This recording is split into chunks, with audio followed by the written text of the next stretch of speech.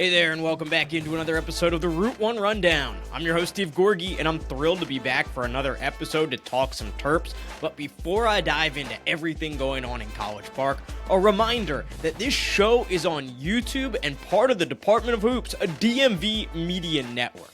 So if you're listening to this in audio form, but you want to be watching it, you want to see my face, then you got to go and check it out. YouTube.com/@Department of Hoops. If you love local basketball, then you're gonna love the Department of Hoops. From Wizards to Terps to everything in between, I'm telling you, there's something there for you. And when you go to that YouTube channel, you hit that podcast tab, you'll see this show, the Route 1 Rundown, along with a ton of other great podcasts. You can click on View Full Podcast under Route 1 Rundown. You'll see all the episodes once that page comes up. You can hit that bookmark icon. It's right next to Play All, and that way whenever there's a new episode of the show, it's going to appear in your playlist going forward. So be sure to check that out. If you like what I'm doing, like the episodes, leave a comment, and most importantly, share it with a friend who loves the Terps, because all of that stuff really is important and helps the show to grow. You can also find me all across the internet at the same handle, @GorgOnSports. So make sure you're following me there, Instagram, TikTok, Twitter, Blue Sky,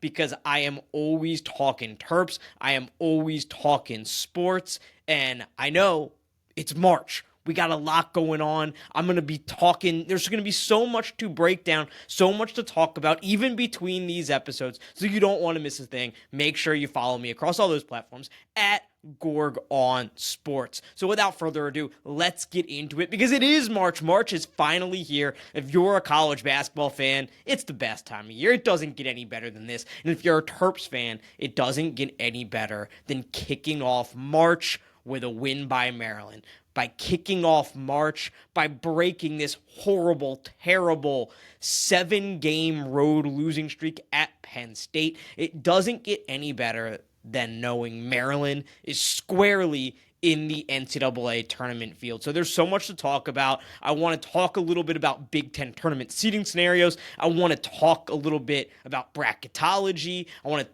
preview this Michigan game, another top 25 showdown in Ann Arbor for Maryland. But let's start off today by talking about Maryland's 68-64 win over Penn State in that house of horrors that was Bryce Jordan Center. And we talked about it before the game. They had lost 7 straight games there. They finally break that streak. And it wasn't the prettiest game by any means, but I felt like going into this game, it was a game where you ask, how many? Not how, because it had just been such a tough place for Maryland to play. It was such a difficult spot coming off that emotional buzzer-beating loss where the word I kept using over and over again was devastating. For Maryland to get up off the mat after playing in that kind of environment, after playing in a game with those kind of stakes, with a Big Ten title still on the line, and now no longer have a chance to win a share of the Big Ten title, for them to get up off the mat, go to Happy Valley, a place that isn't the liveliest crowd, against the Penn State team that's at the bottom of the league, that they're fighting for just the opportunity to make the Big Ten tournament. It's not a game you really kind of get up for when you look at the schedule. Is you have this Michigan State game, even if it hadn't been in a heartbreaking, buzzer-beating loss, it would have been a tough game to get up for following that Michigan State game. Just kind of by human nature, by human psychology, those are not the games you circle on the schedule. So I was really impressed by Maryland's ability just to find a way to win that game. And no, it was not by any means the prettiest, but Maryland found a way to get it done. So I want to call out first Rodney Rice, who had the game-sealing jumper. And Rodney Rice struggled throughout the game. Rodney Rice was not on. Rodney Rice, one of the best shooters on the team, was 1 of 12 leading up to that moment. But he found a way when it mattered most. And I felt like that exemplified Maryland. Nobody was asking how about this game. They were asking how many.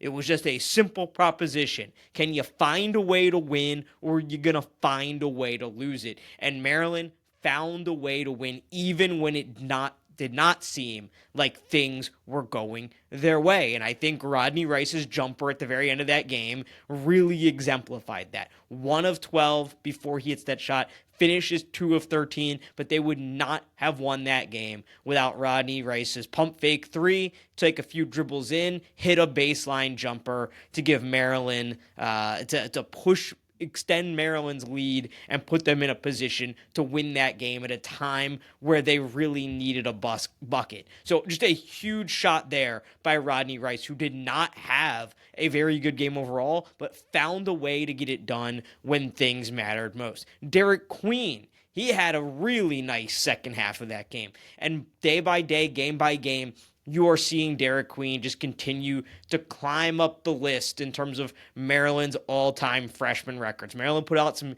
interesting stats following this game. Since 2008-2009, there have been 40 20-point games by Maryland freshmen.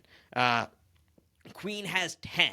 That's now tied with Melo Trimble for the most in that span. Both of those guys have 10. Melo Trimble, certainly the best freshman of the entire post-Gary Williams era. It's now Derek Queen and Melo Trimble, who I think are right there at the top of that list. But he was big. He came up big offensively in that game, and he got off to a really slow start, but eventually he finished with 23 points in that one. And we've talked all year long about how when Derek Queen has been a little bit down, Julian Reese has stepped up offensively. When Reese has been down, Queen has stepped up offensively. The Michigan State was the first time in a long time where both of them couldn't find their touch. And Saturday was a game again where Julian Reese couldn't find his touch, but this time Derek Queen was able to step up with those 23 points. And then I thought this was an impressive defensive performance by Maryland. Say whatever you want about this game. Say whatever you want about the offensive side of things, and I'm going to get to that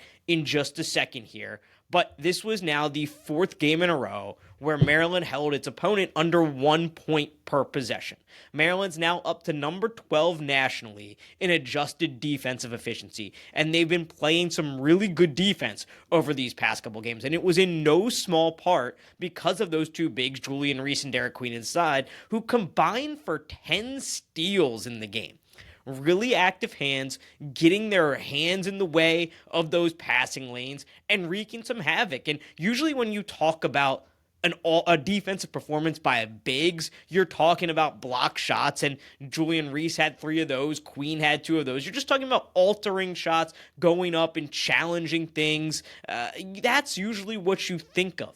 Not steals, but these guys combined for 10 steals. 6 for Julian Reese, 4 for Derek Queen, and I thought that was a really big deal. And then you have to always I have to give Julian Reese credit, because even when he is not scoring the ball, he is rebounding. He's playing good defense. He finishes that game with 15 rebounds. So that was one of the more impressive things to me, was the way Maryland's bigs, Queen and Reese, were able to be active in those passing lanes, forcing turnovers. And again, Maryland just doing little things to find a way to win. Nobody's going to say that was the prettiest game, but any Maryland fan who's been watching this team since they've been in the Big Ten knows that they have not had success at Penn State. That's always how those games go. It's always excruciating. And many, many times in the past, including as recently as 2 years ago, Maryland found a way to lose that game. This was a day where they found a way to win, and this isn't going to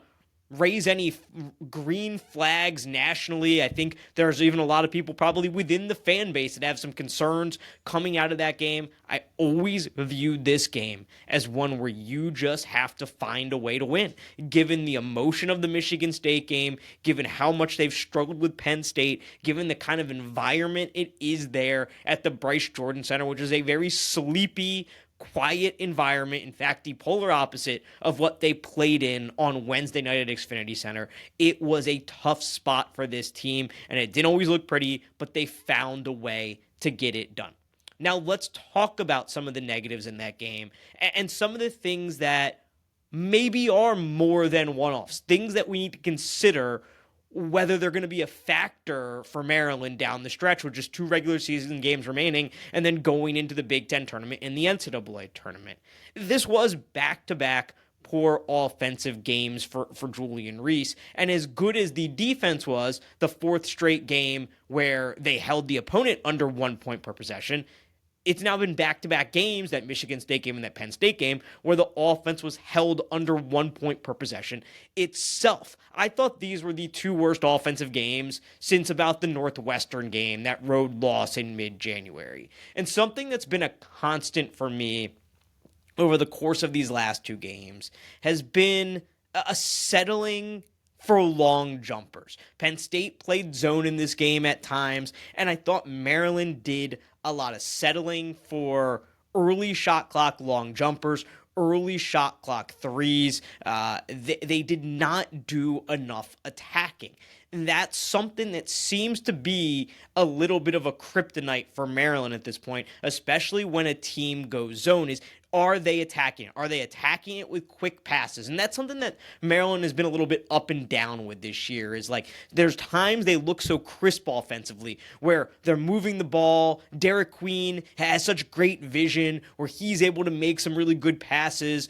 You're seeing guys cutting hard. You're seeing everybody move with a purpose. But there have been other times over these past couple games where it seems like everybody is a little bit waiting for somebody else to make a play, where the cuts are not strong, they're not quick, they're not efficient, they don't seem like they're with a purpose, they seem like they're maybe going through the motions, and I don't know whether it comes from not being confident in the ability to attack a zone, just being maybe a little bit confused because it's not something that they've seen a ton of this year. But that's now 2 games in a row where it felt like Michigan State and Penn State kind of packed it in a little bit, and Maryland struggled with that. And it just looks like the team, that offense, is not nearly as crisp when teams go zone on them. When you have to make sharp passes, where you have to cut with a purpose. Is that something that Kevin Willard can certainly put a little bit of emphasis on here, heading into the postseason? Yeah, I would definitely say so. And I think it's something that needs to be an emphasis, because there's no reason to me, with the shooters that Maryland has on this team, with Selton Miguel, Rodney Rice, Jacoby Gillespie, with the passing of the skilled big men, with Julian Reese and Derek Queen, that they can't figure out a way to be a little bit better against these zone defenses. And I credited Michigan State. I thought their physicality threw Maryland off. I don't think Penn State is nearly as good of a defensive team as Michigan State was. But again, it was a little bit of a lackluster environment. You have to really pull yourself up the mat. So I know that all plays into it. But it is a little bit concerning now, 2 games in a row, under 1 point per possession. And just the number, it felt like a passive offense. That's what it felt like to me at times. A very passive offense where you're doing a lot of settling. You're settling. Derek Queen didn't settle, but especially kind of in the, call it the second quarter of that game, the last 10 minutes of the first half, it felt like Maryland was doing a lot of settling. And I just continue to kind of think the teams I don't want to see in the NCAA tournament are teams that are long and physical and play really aggressive defense and that can get you into a rock fight, that want to play games in the 50s. Maryland's offense is at its best when when it's free-flowing, up and down the court. They're able to get into a rhythm. Certainly that pick and roll, the Rodney Rice, Julian Reese pick and roll has been really effective time. Of course, the Jacoby Gillespie, Derek Queen pick and roll, and that was effective in this game. But those are the kind of teams that are really starting to scare me with this Maryland team. And over the past couple of games, some of the season-long metrics have indicated that Maryland is once again becoming more of a defensive-oriented team, or that defense is the strength of this team, and offense is not so much. Maryland now 28th in adjusted offensive efficiency. And a few weeks ago, following the Indiana or the Iowa game, the USC game, the Nebraska game, the Rutgers game, that 4-game stretch, Maryland looked like, I felt like it was that this team was going to go as far as the offense would take them. I still kind of feel that way, because this is a team that can score in spurts. This is a team that I think has the ability to put up big offensive numbers, to outscore teams.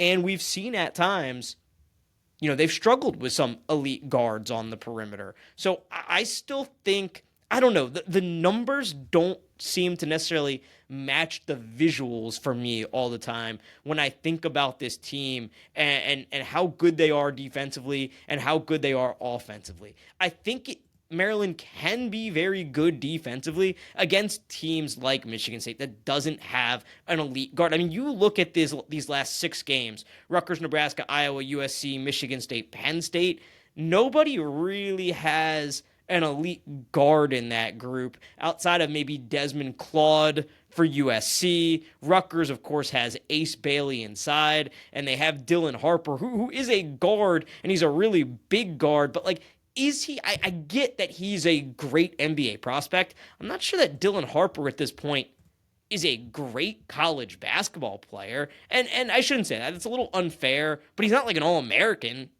He's good, not great. Maryland did a nice job against him in that game. I mean, he got his a little bit. He scored 20 points in that game, but I felt like Maryland, I don't know. It was within the flow of the game, and I didn't feel like those 20 points had a super big impact on the final score. I get a little fed up sometimes with the projection of guys to the next level and then calling them great college players. And Dylan Harper, like, let's just put it this way. If you were starting a college basketball team right now to win a national championship this year, are you taking Braden Smith or are you taking Dylan Harper as your point guard?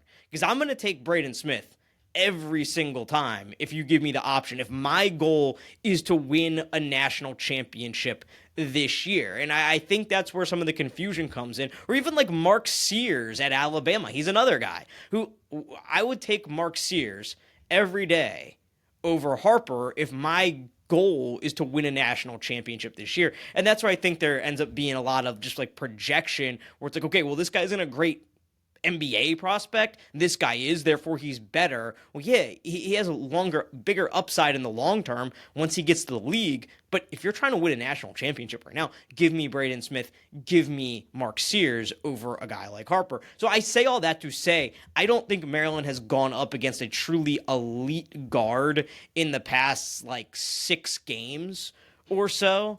And I think Maryland's defense can be very, very effective against a team like that. It's more teams with a Cam Jones, with an elite scorer, where I don't know if Maryland, I think Maryland's a good defensive team. As a team, I don't know if Maryland has one guy on the perimeter where you can say, hey, go lock this guy down.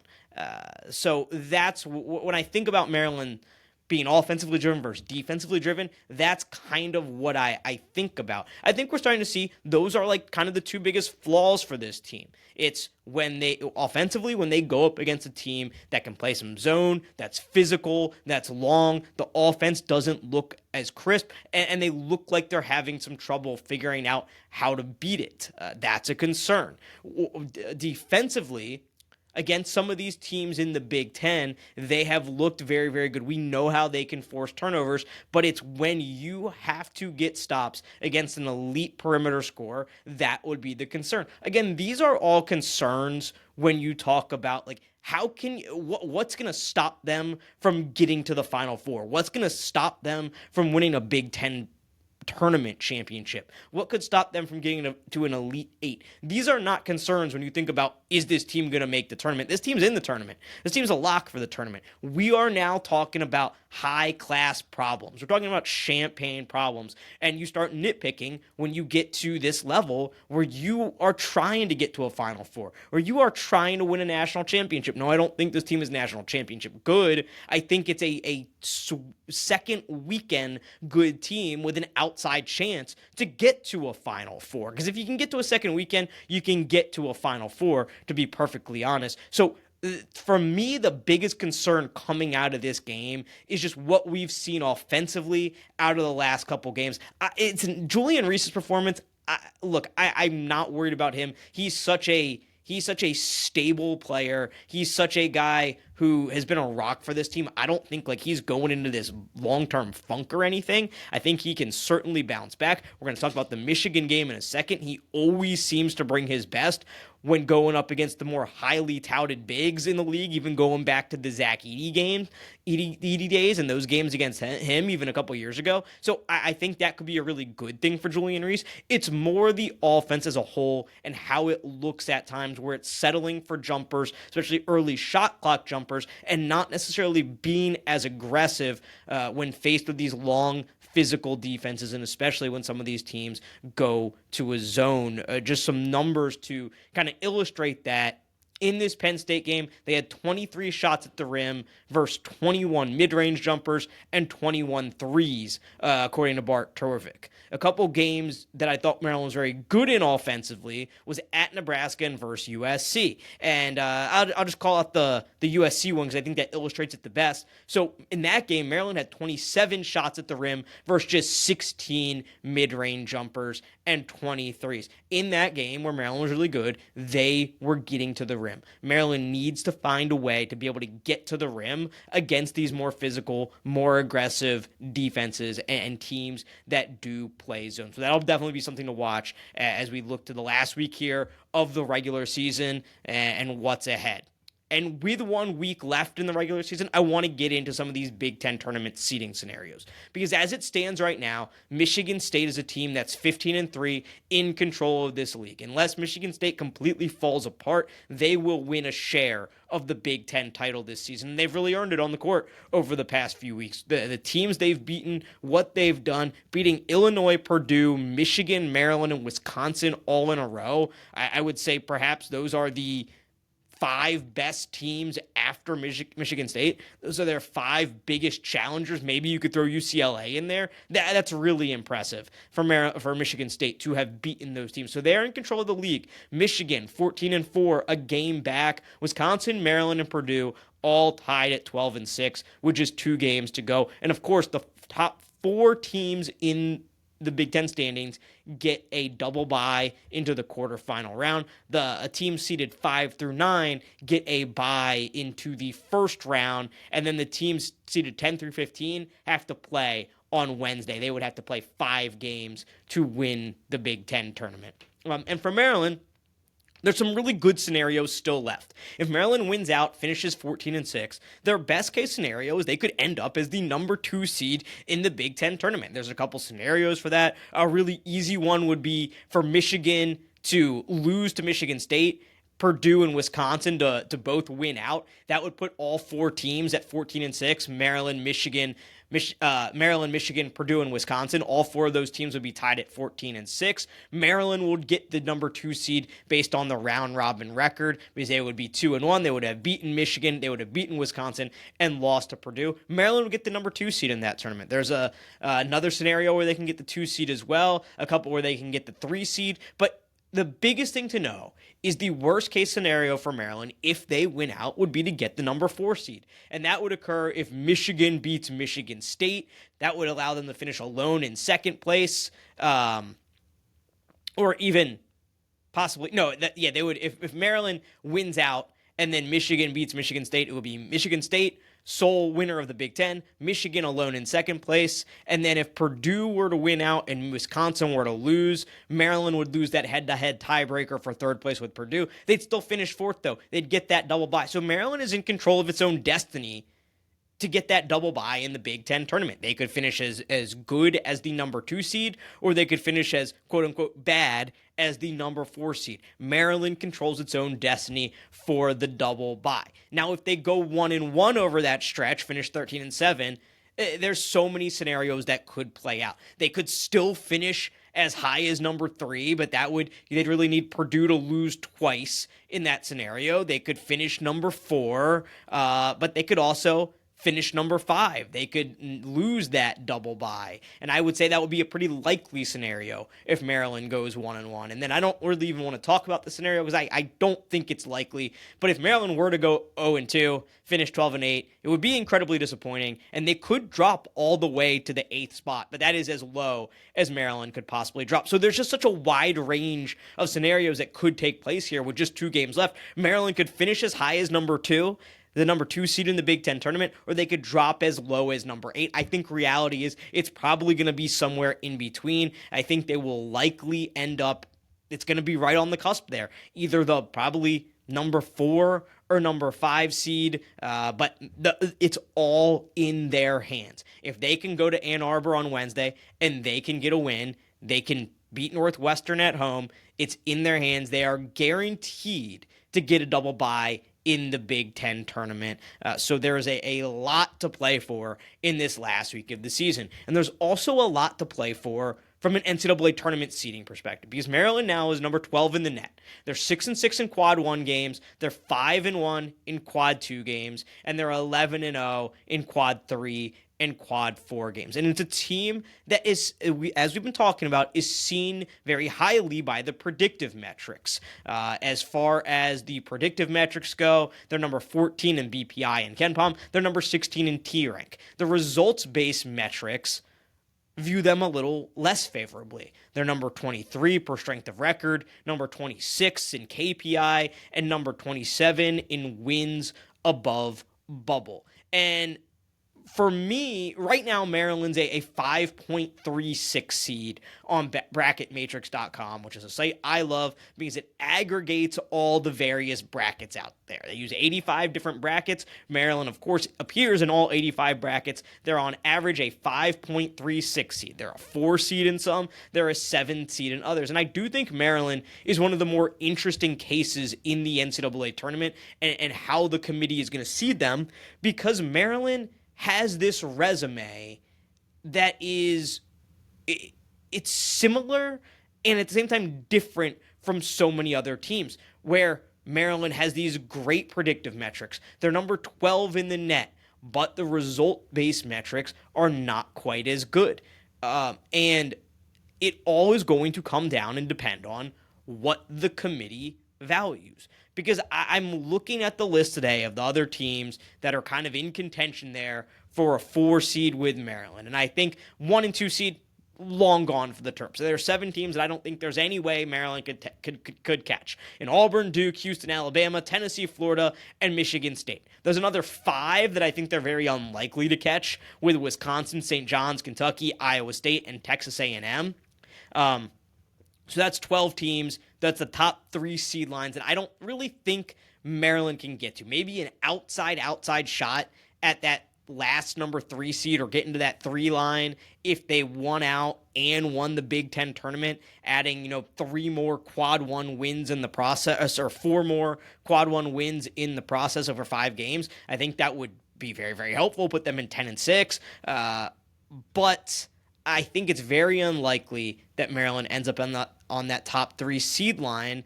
And I think what the goal really should be is to get to that 4 line. And when I look at the teams that they're competing with on that 4 line, it's just, you can make the argument for any of these teams. These resumes are so similar, and with so many metrics on the team sheets, if the committee values, or a committee member values something more, you can easily make the case. Like Michigan, a team that Maryland is going to play on Wednesday, that they are competing with, it is a great example, because Michigan is almost the inverse of Maryland in a lot of ways. Michigan 8-4 in quad 1 games, 7-3 in quad 2 games. I don't view that as drastically different than 6-6 in quad 1 games, 5-1 in quad 2 games. Yeah, a couple more quad 1 wins, but all in all, pretty similar. Michigan has a few more quad 2 losses, right? They have great results-based metrics. They're number 7 in KPI, but their predictive metrics are way worse than Maryland's. They're number 32 in BPI, and they are really the exact inverse of Maryland. So I could easily make the case, okay, Maryland deserves to be ahead of Michigan based on the predictive metrics, based on the net. Maryland's number 12 in the net, Michigan's number 25 in the net. There's definitely a lot of ways to make the case for Maryland, but at the same time, I can make the case for Michigan. I can say, well, Michigan's 8-4 in quad 1 games. Maryland just 6-6. They're a lot better in that regard, and results-based metrics are what we should care about more than predictive metrics. We're trying to figure out who the best teams are based on the results, not predict how teams will fare. So I give credit to Michigan because they're number 7 in KPI. You can see how different people in that room and on that committee can view these teams in very, very different ways. So I think for Maryland, there are so many teams that are right there with them that you could make a case for, that you could make a case against. I think what is very clear, and I'm looking at the teams around Maryland right now, Michigan, Texas Tech, Arizona, and Purdue, Missouri, Clemson, and Marquette. Those are all teams you want to be rooting against over the next 2 weeks. The last week here of the regular season, as we head into conference tournament week, those are the teams that I view as Maryland's biggest competition for that 4 seed line. I don't think they're going to get to the 3 line, in part because their results-based metrics don't match their predictive metrics, in part because it seems like that non-conference strength of schedule is something that the committee does care about. I don't think they're going to get to the 3 line because of that. But if I'm a Maryland fan, which of course I am, the things that I am rooting for, I'm rooting for Michigan, Texas Tech, Arizona, and Purdue to lose. I'm rooting for Missouri, Clemson, and Marquette to lose. And some things like kind of on the fringe that could help Maryland would be for Villanova to have a great showing in the Big East tournament and get themselves into the tournament. Villanova is number 51 right now in the net. It's a quad 2 win for Maryland. If Villanova can sneak into the top 50, that would be one more quad 1 win for Maryland. Ohio State is number 36 in the net right now.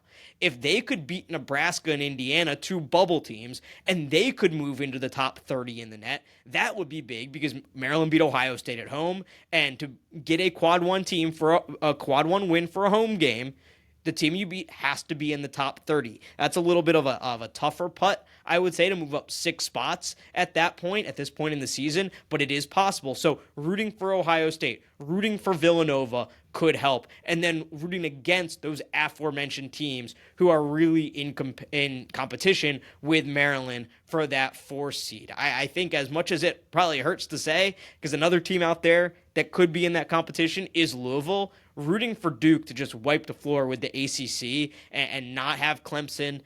Like, the ACC is not deep this year. So Clemson and Louisville could both take bad losses in the ACC tournament. That would be a very good thing for Maryland. Missouri, with a really deep and good SEC, they're going to have some opportunities for really good wins in the SEC tournament. You don't want to see Missouri get that, especially when they have a win at Florida and a win versus Alabama. At worst, that's wins versus a 2 number 2 seeds at worst. And in reality, there's a good chance that could be 1 number 1 seed and 1 number 2 seed. Those are really, really good wins. You don't want to see Mizzou pick up any more of those. So that's kind of how I view the bracketology situation right now. I think when all is said and done, 5 seed is the most likely place for Maryland to land. But the best thing that they can do is go out and beat Michigan this week, a team that they are in contention with. So let's talk about that Michigan game because it means a lot. It would get Maryland to 7-6 with a win in quad 1 games instead of dropping them to 6-7. I think that over 500 in quad 1 games threshold, I think it matters. It might just be a mental thing, but I think that's something when you're dealing with human selection, when you're dealing with people, I think that kind of thing matters. It would also push them to 3-4 in quad 1A games instead of 2-5, which is what they would go to with a loss. And quad 1A is just the very top of quad 1. So it's teams 1 through 15 at home, 1 through 25 on a neutral court, and 1 through 40 on the road. It's a really meaningful for Maryland in that regard, and it's their last best chance to add a really good win and a really good road win at that. Yeah, they'll get some chances most likely in the Big Ten tournament on a neutral court, but this would be a good chance for Maryland to get to 5-5 on the road, add another quad 1A win, and also add a head-to-head win against a team they are directly competing for not just Big Ten tournament seeding, but NCAA tournament seeding. So it's a really big game for Maryland when you think about their postseason prospects. Michigan also needs this win in the worst way. You play this sport for championships, and Michigan still has a chance to win a share of the Big Ten regular season title. They lost to their rival, Michigan State, at home just a few weeks ago. But if they win this game on Wednesday night against the Terps, they will go to East Lansing with a chance to win and win a share of the Big Ten title along with the Spartans if they can get some revenge on the road. So this is a huge opportunity for them. And then to add to it, this all comes on the heels of Michigan giving up 93 points at home to Illinois on a Sunday afternoon as they get absolutely waxed by the Illini 93-73. So this is a huge game for both teams, and I think you're going to see a very motivated effort from both teams in this one. I think you are going to see both teams as close to at their best as you possibly can, just because of the motivation factor and how much this game means to both teams. For Michigan, from a chance to win the Big Ten still perspective, from an NCAA tournament perspective, from a Big Ten tournament seeding perspective, and of course for Maryland from a Big Ten and NCAA tournament seeding perspective, and just wanting to end the season on a high note, go into the tournament on a strong note, which I'm a believer that matters. I'm a believer in momentum. This sport is so much about confidence that I think that kind of stuff really matters. So it's a huge spot for both of these teams. So what do we know about the Michigan Wolverines this year? Well, they've put together a ton of wins this season. They've had a great year in Dusty May's first season at the helm. They're 22-7 overall, 14-4 in the conference, alone in second place. But they've done that in large part because they've been great at winning close games. 11 of their 14 Big Ten wins have come by 4 points or less. That is an unbelievable close game record in this conference. And I am not a believer that close wins necessarily are always lucky or unsustainable. I am a believer that you want to blow teams out because you just put yourself in a better situation. I am a believer that you can kind of tell how good a team is. I would value a team that blows teams out consistently higher than a team. Let's say two teams have the same record and one team is consistently blowing teams out. I do believe that is a better team than the one that is consistently winning close games. However, I also think winning close games can be a skill. My thing with Michigan is they don't necessarily fit the profile of teams that can sustainably win close games. When I think about teams that can really win close games as a skill, to me it's teams with an elite guard, a great free throw rate. They really take care of the ball. They're a really good free throw shooting team. They do those little things to win a game. They have an advantage on the margins. And I really think about, like, if you want to use a Maryland example, it's some of those early Melo Trimble teams. His freshman year where he was so good at getting to the free throw line late in games. It really felt like a sustainable skill. And again, I say it often comes with having an elite lead guard. Well, Michigan to me doesn't really fit the profile of a team that should be winning so many close games. In conference play, they have a turnover percentage of just shy of 20%, 19.8%. That's the worst in the league. They're pretty good at getting to the free throw line. That's true. That does fit. They're second in the league at that. But once they get there, they're only shooting 72.4%. That's middle of the pack in the conference. And then that's in conference games only. And while I would say their point guard, Trey Donaldson, is certainly a very good player, I wouldn't put him in the category of, say, a Braden Smith, who I think is the best point guard in the Big Ten. I would not say that he's an elite player or that he is the driver of this team, that he's the driver of this offense. So to me, I think there might be a little bit of smoke and mirrors as far as how Michigan has managed to win all of these games in the Big Ten. Not saying that they're not a good team, but maybe instead of being 14-4, could they be a team? Could they be a team that is 12-6? Instead, I think that's entirely possible. Could they be 11-7 again? Again, entirely possible. And they do some things really well, and they've found a way to win these close games, which I think they get credit for, and that's why they get some credit by those results-based metrics, but not as much from the predictive metrics, because predictive metrics take that into account much more greatly because they're trying to predict how you'll do going forward. So I think that's something to watch for Michigan. Is that sustainable for them, or is this team that's bound for a little bit of regression? Just the fact that they don't fit the profile to me of a team that can sustainably win all these close games makes me question that close game record there. Again, 11 of their 14 Big Ten wins have come by 4 points or less. Now, what do they do really well? Well, they're two big men. They're twin towers. Danny Wolf, the transfer from Yale, and Vlad Golden, the transfer from FAU, where he was with Dusty May, the head coach, when they went to the Final Four just a couple years ago. He comes over with Dusty May when Dusty May takes the Michigan job. Those two guys, they are the drivers. And they're a little bit of a different, they're different types of players. Danny Wolf has a unique skill set. He is a great passer. That's when I think Danny Wolf, that is the first thing I think of. I think of great passer. He's definitely in that point forward mode. And as good as I do think Trey Donaldson is, I feel like a lot of that offense runs through Danny Wolf. He's one of the best assist rate guys on the team. In fact, he leads the team in assist rate with a 22.8% assist rate.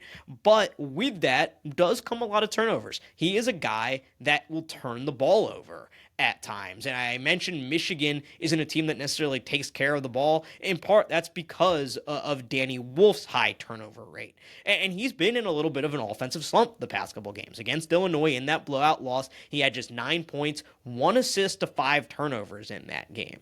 And that wasn't something that we saw just in the Illinois game. Before that, 2 games before that, 4 of 10 points. Then before that, 4 of 12 for 10 points. So Danny Wolf is definitely a guy that makes this team go. He's been great for them, but he's been in a little bit of an offensive slump. He is a guy that can step out and hit the three. That's something to certainly watch for from him. Just under 34% three-point shooter on the season. He doesn't hesitate to put it up. He's the guy that makes their offense go, and it'll be interesting to see if he can bounce back a little bit after a couple rough offensive games, particularly this last one against Illinois, where he turns the ball over 5 times. Now, Golden is a little bit more of your classic back to the basket big. He leads the team at scoring just over 16 points per game. Again, he came over from Dusty May from he came over with Dusty May from FAU, and I think that's been really big for the success of this team this year. Just having a guy that has been with Dusty May that can kind of serve as a leader of the team. He's played college basketball for a long time. He's in his 5th year of college basketball. I believe he started at Texas Tech. He started at Texas Tech, played 3 years at FAU, now his 5th year here at Michigan. He is a guy who has been around. He's this classic era, this today's day and age of college basketball, this big who has been around a long time, who knows the game, who's physically mature, and he can dominate at times. He is a guy who he's going to do his work close to the basket. According to BartTorvik.com, 68.5% of his field goal attempts this season have been categorized as close twos. He's not a guy like Wolf who's going to step out and take the three. He is going to do his work in a more classic way. And I think that's the biggest matchup for me to watch in this game. It's Danny Wolf and Vlad Golden versus Julian Reese and Derek Queen. And, Wolf and Queen are maybe a little bit more alike in the fact that they have this unique skill set where they're not just your traditional back to the basket bigs. Certainly Wolf a better shooter than Queen, but they both have that unbelievable vision that makes them very fun to watch. They both kind of have guard skills in a 7-footer's body. And then Golden, who's bigger than Reese, but both of them are more back to the basket bigs, playing a more traditional style. That's going to be the matchup that I'm really watching the most in this game. And I think it'll go a long way in determining who wins. In that Illinois game, Michigan had trouble defensively at times because Illinois was going 5 out. They were playing a 5-out offense. And Illinois' big, Tomislav Ivisic, he only played 18 minutes in that game. And I think making those guys Wolf and Golden kind of defend on the perimeter a little bit more, opening up that lane because they both are good shot blockers. They can impact shots at the rim. I think that was a big deal for Illinois and something that really helped them in that game. This matchup versus Maryland might be a little more comfortable for them because you are, for the most part, going to see Maryland with those two bigs. Like, Maryland is not going to keep Julian Reese and Derek Queen on the bench, I would not imagine, so Michigan has to match up against smaller guys because Maryland doesn't really have that offense. There's not an offense that I see out there. There's not a lineup for Maryland that I see where I'm like, yeah, they should play this offense and it's worth it. They should put this lineup on the court because offensively it makes sense to give Golden and Wolf problems and keep Derek Queen or Julian Reese or both on the bench. Like, that just doesn't, I don't know that makes a ton of sense.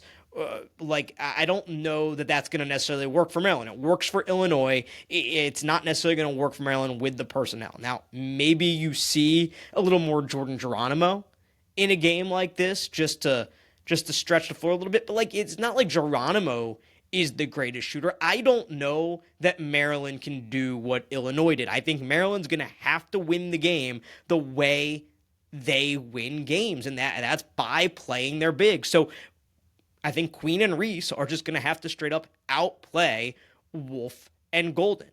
Now, one area where Maryland should have an advantage is in three-point shooting. Michigan has been cold. In conference play, they are shooting 31.6% from beyond the arc. That's 16th in the league. And over the past 4 games, they've been ice cold. Just under 22% over the last 4 games. 5 of 21 against Michigan State, 5 of 27 against Nebraska, 5 of 21 against Rutgers, and 4 of 18 against Illinois. Now, we know that Maryland is a good three-point shooting team. They haven't necessarily shot their best the past couple of games, but still, Maryland just under 37% on the season. There's a lot of guys on this team I trust to shoot the ball from beyond the arc. Michigan is in a situation where they are constantly going to be playing at least 2 guys on the court that can't and don't really shoot threes. Golden, he doesn't really shoot the three. I mean, he's taken 24 on the year. I've seen him make a couple. I wouldn't leave him completely alone, but it's not a guy, he is not a guy who you have to be worried about taking, 5 threes in a game. He's had a few instances where he's knocked down a bunch. The Northwestern game, he was 3 of 6, but he's a guy who's a 1 3 per game kind of guy. Maybe the last time he's made a 3 this season, you have to go all the way back to that Northwestern game, which was January 19th. So he can make it, but he's not a huge threat. And then when you look at the wing spot for Michigan, you're looking at either a guy in Roddy Gale, who's the Ohio State transfer. He's shooting 20% from 3 on the year on 65 attempts. Or Reuben Jones, who just missed a couple of games with an illness. He came back for Illinois. He's a guy they play in that spot as well, shooting just below 26% on the season from beyond the arc. So they're not a team where everybody can shoot by any means at all. And that's somewhere that Maryland could have an advantage in this game, but what you don't want to do is completely pack it in because, like I said, Danny Wolf can make a 3. At guard, Mari Burnett is a good 3-point shooter. Trey Donaldson can definitely shoot it, and then Will Cheddar, who comes off the bench, and he's 6'8". Sometimes they play Cheddar at the 3, along with Golden and Wolf for a really, really big lineup. He's a guy who I've watched Michigan games this year, and he can make it. So it's a team that it might be a little bit misleading by the numbers. Maryland cannot let Michigan break out of that shooting slump because that should be an area where Maryland does have an advantage in this game. And then the last thing I want to call out about Michigan is the fact that Illinois was able to grab 19 offensive rebounds against them. And it was a full team effort. In fact, 6'2" Kylan Boswell, he was one of the leaders on the team in offensive rebounds with 5 of them. It wasn't just their bigs getting after it. It was a full team effort. And could that be something that Maryland could replicate. It's been a problem for Michigan this year. And really, when you look at like the math battle, if you look at who's getting more possessions in a game, more shot attempts up in a game, Michigan's been at a disadvantage there because in each of their last 4 games against Michigan State, they lost both the turnover battle and the offensive rebound battle. When you look at the Nebraska game, they lost the turnover battle by 3. They won the offensive rebound battle by 2, but that was still a net loss. Against Rutgers, they lost the turnover battle and were even on offensive rebounds. And against Illinois, they lost both the turnover and offensive rebound battle. When you lose those battles, the other team is just getting more opportunities to score,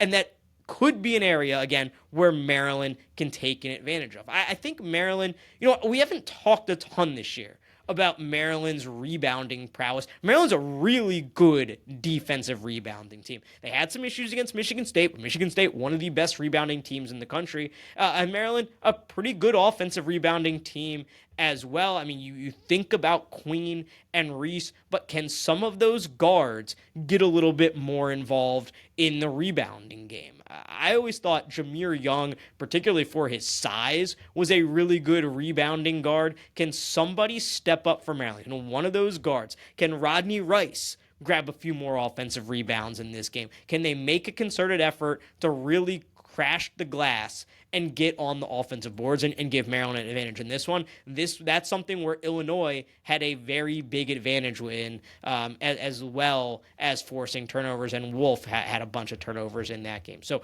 there's going to be a lot to watch in this game. The stakes are huge. I think it's a game that Maryland really, if Maryland wants to have any chance at a number 4 seed, Maryland needs to win this game. I think if they lose it, you are really looking at a 5 seed, 6 seed, possibly a 7 seed for Maryland, depending on how the Big Ten tournament goes. So there's a lot at stake for Maryland in this game. You don't want to drop to under 500 in quad 1 games. You want to continue to give the committee a reason to say, hey, this team looks good. And whether it's that Iowa game where I said visually they really looked good, it was a what did I keep calling it? A perception-changing win, because people were watching college basketball after football season. A lot of people got to see that game. It was the first Sunday where there was no football, and Maryland looked so visually impressive, putting up 100. Whether it's being visually impressive, whether it's just adding to that resume with another quad 1 win, this is a really big game for Maryland if you think about just optimizing and maximizing that seed, because this is a huge chance to pick up a win against the Michigan team that has certainly been very good, but if you look at what they've done, have maybe won a bunch of close games in a not necessarily sustainable way. So this is a huge opportunity for Maryland on Wednesday night in Ann Arbor. That's the show for today. Thanks so much for listening. I always appreciate it when you tune in, and I will be back after that Michigan game to break it all down. Until next time, this has been the Route 1 Rundown.